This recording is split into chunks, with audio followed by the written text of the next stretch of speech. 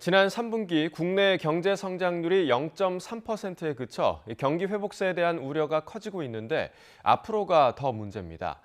전반적인 경제 환경이 좋지 않은데 오미크론까지 등장하며 엎친 데 덮친 격이 됐기 때문입니다. 조태현 기자가 보도합니다. 코로나19 재확산에 세계적인 공급망 문제까지 지난 3분기 국내 경제의 성장률이 0.3%에 그친 배경입니다. 민간 소비는 음식료품 등 비내구재가 늘었으나 음식 숙박, 오락문화 등 서비스는 줄어 0.2% 감소하였습니다. 정부는 올해 연간 성장률 4% 사수를 위해 총력을 기울이겠다고 했지만 상황은 녹록지 않습니다.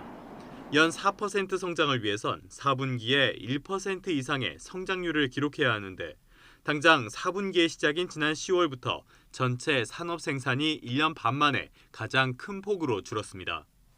최근에 경기 회복 내지 개선 흐름이 다시 멈칫거리는 모습을 보였다고 요약할 수 있을 것 같습니다.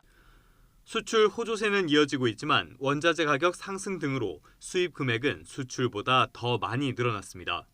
안 그래도 고공행진을 거듭하는 물가를 더욱 자극할 수 있다는 뜻입니다.